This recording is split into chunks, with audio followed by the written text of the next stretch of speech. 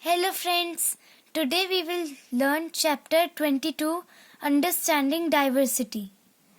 Various forms of diversity in our everyday environment. So, India is a land of diversities. We find these diversities in all walks of our social life, especially in the area of economic activities, languages, caste and religion. So, India is a land of diversities. We find diversities in relief, climate, vegetation, in the way of people live, and we also find diversities in the activities, like the activities of farmer, a doctor, and languages. There are 22 languages in India, caste, and religion. Even then, we are Indians first and Indians last. That means we are all united. There is a common cultural thread which binds us all. Let us study these diversities which can at times hamper our social life and endanger our national integrity. Though we are united, but these diversities can hamper us. Diversity in economic activities. India is a vast country. It has all types of geographical features and climatic regions. All such factors greatly affect the economic activities of the people. They adopt themselves according to the geographical areas in which they live. For example, people living near the sea lead a different life from those living in a mountainous area. So people who live near sea, what is the main occupation of those people? That is fishing. They are mostly fishermen.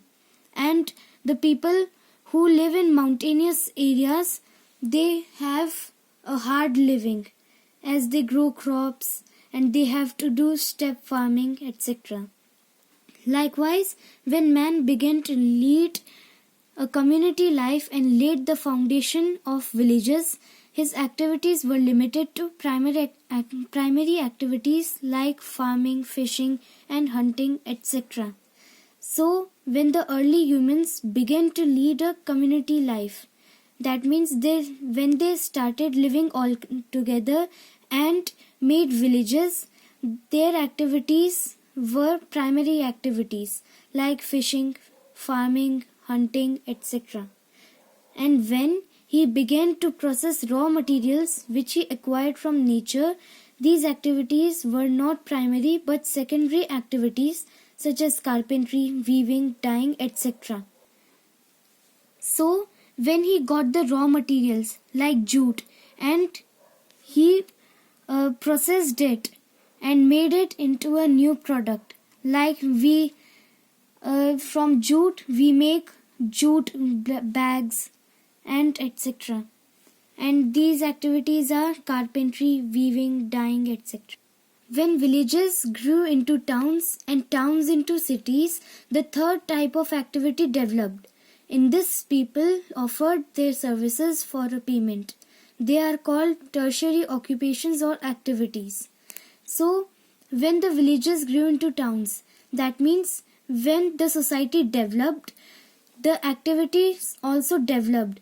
In this, people offered their services for a payment, or they offered their skills for a payment. So, these occupations are called tertiary occupations or tertiary activities. For example, teaching, banking, engineering, clerical jobs are tertiary activities. In teaching, a teacher teaches the students for a payment. Banking, engineering, and these are all the examples of tertiary activities. Thus, there are three categories of activities: primary, secondary and tertiary, in which people are engaged. All these three activities are important in a society. Diversity in languages. As I told you before, in our country there are 22 official languages. Sometimes the multiplicity of so many languages can act as a threat to the integrity of our country, so we must always keep in mind that all languages are our own languages and we must respect them all. So, if we disrespect these languages or make fun of them, then it can lead to threat to our integrity. So, we must always respect the languages. Diversity in caste, religion and ways of prayer. In the sphere of the religion also a great variety is found in India. Hinduism, Jainism, Sikhism, Christianity, Islam, Buddhism, Zoroastrianism, etc. are followed by different sections of the Indian population. So these are all the religions found in India. Their way of prayer is quite different from each other. The Hindus worship their gods and goddesses and offer their prayers to them in a temple. So Hindus pray in temple. A Muslim offers namaz in a mosque, while a Sikh sings hymns from the Guru Granth Sahib in a Gurudwara. All are doing the same thing, that is offering prayers to God in their own way. The so-called diversity is in the nature of the man. So what we are doing is, we are doing the same thing, but in our different own ways. Children born of same parents have different habits, likings and food habits. Need for diversity as humans have different skills and interests. There is diversity in all natural things and human beings. No two humans are the same. How can we ignore diversity? The Indian Constitution has accepted these diversities and allowed people to follow their own faith and worship God in their own way. So there are many diversities and we find them everywhere in nature, in the nature of human beings, etc. So we cannot ignore these diversities. Different people are proficient in different skills. One can be a good engineer or a good doctor, but may not be a good painter. There are lawyers, engineers, doctors, farmers, teachers, professors, technicians, welders, masons, carpenters, ironsmiths, goldsmiths, drivers, producers, shopkeepers, etc. All these people have acquired different skills. So we also find diversity in skills. And they are also needed. If a farmer doesn't grow crops, then from where we will get our food? And if a doctor does not treat his patients, then how we will be treated? People can also have different interests. I enjoy reading books. My brother likes to paint. One is interested in playing hockey. Another can be interested in cricket. Yet another can be interested in swimming, dancing, acting, and whatnot. So diversity has its importance and need. It adds to variety and luster in life. So besides its hampering stages, it also has importance and need. It adds variety and luster in life. But we should not allow these diversities to divide and weaken us. Let us see how can we make these diversities a sign of our strength rather than of weakness. Unity in diversity. We should be well aware of all the above diversities and by the use of our intellect utilize them as our strength. So we must not criticize these diversities. What is this language or what not? So we must respect our diversities. Just as different types of flowers add to the beauty of a bouquet, so do diversities add to the beauty of our culture. Let us discuss the factors which bind us all the Indians as one nation. First, geographical unity.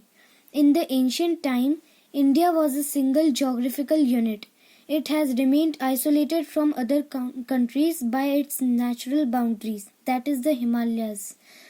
These boundaries have separated it from the rest of Asia, the Himalayas in the north, the Assam hills in the east, The Sulaiman Range and other mountains in the northwest and the eastern and the western Ghats in the south have kept it aloof as a separate single part of the globe. In our ancient religious literature too, the entire country has been mentioned under one name, Bharatvarsh. This also establishes the truth that the whole of India has been considered as a single country since the ancient times. The Puranas too reveal the fact clearly. Political unity. Politically too, India as a whole had been considered as one unit. In ancient times, the Rajas and the Maharajas were always eager to establish their rule over the whole of India. Like Ashoka could bring almost the entire country under his domination. After the achievement of independence, India as a whole has been governed by the same system of administration, the same laws and constitution. Hence, this political unity has become more effective and stronger than before. The harvest festival is a common feature celebrated in different parts of the country, be it Bihu of Assam, Pongal of South India, or Baisakhi of Punjab.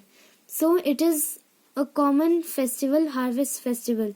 But in different states, it is celebrated differently and called by different names.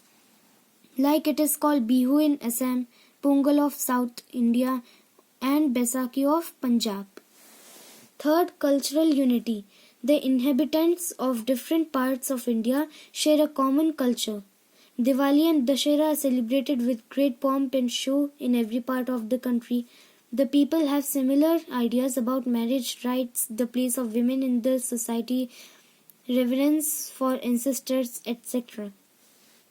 All these facts go a long way to establish that the culture and civilization throughout the length and breadth of India have the same features. This cultural unity of India is thus established beyond doubt. No other country of the world has such a rich culture as India has. So, the culture is diverse.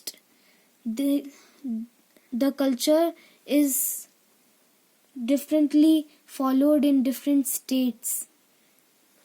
So we have inherited common culture and history, so the feeling of oneness pervades everywhere and overshadows all the diversities under the umbrella of its common unity. Let us take the example of our classical dances. Example Kathak from the North India, Manipuri from Northeast, Kathakali and Bharatnatyam from South India. All these dances appear to be very different in dress, steps, actions, expressions, etc. But the themes they deal with are the same. Example, Krishna's life. So they have the same topic, but they are diverse in dresses, steps, actions, and expressions, and they are also called by different names in different parts of India. Fourth, religious unity. There are diverse religious sects in India. In spite of this diversity, there is a religious unity among the faiths. History is witness to the fact that people of different religions, faiths have lived together in harmony. India has been a country in which different religions such as Islam, Sikhism, Hinduism, Buddhism, Jainism, Christianity, Zoroastrianism have flourished without discrimination. India as a nation has absorbed all religions that came into its fold. Today, India is a secular country, that is, it allows people of all religions to live and avail of equal opportunities. It also allows them to practice and preach their religion. Our country is independent of any religion. Freedom of worship is granted to all citizens as a fundamental right. The citizens may follow any one or none of the religions. There is no state religion. I hope you have understood this chapter well. Thanks for watching. Bye.